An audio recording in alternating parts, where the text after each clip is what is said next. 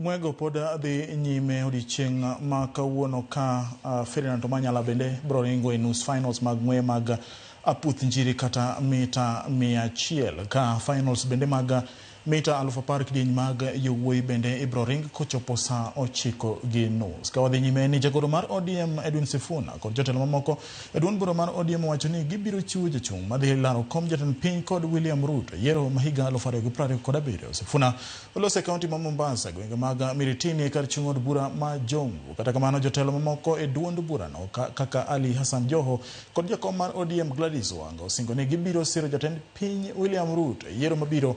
Weche mane omi lwedo kod jatend kweth manoke od bura Junet Mohamed. Junet okoni gi sani gi yango ni ginie sirikal mar manywanda kendo ng'at mawacho weche mademi riwruok mar ogai mar ODM Raila Odinga kod William Ruto kos bedo gi luoro en jasigu mar dongruok. Rafiki yangu yeye anaongea mambo yake na Ruto. Mimi hiyo mambo yake mimi sijui, mimi niko na yangu. Mimi nasema chama cha ODM kikijiandaa vizuri 2027 tunaweza kutoa rais. Na hata huyu Joho anaweza, kwani hawezi?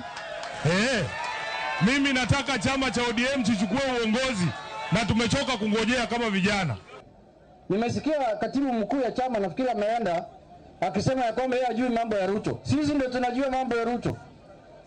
Yeye labda ajui kwa sababu yeye siku hizi anatembea na mama anaitwa wa Mshomba. Unajua wa Mshomba haelewi mambo ya Ruto na haelewi mambo ya broad based na haelewi mambo ya ambayo inaelekea wapi na imetoka wapi. Sasa ukitembea na wa Mshomba utajua namna gani mambo ya broad based. Na yeye ndio secretary general yetu lakini hajui mambo ya Ruto. Sisi ndio tunajua mambo ya Ruto na tuko katika broad based government. Si namna hiyo? Na nataka niwaambie wote wajue sisi kama watu wa huku, mimi kama waziri wa serikali hii tumeamua hatutoke serikali kwanza, pili tunajipanga 2027 tuko na rais wetu 2032 tukitaka hicho kiti. Tukitaka ama muelewe hiyo.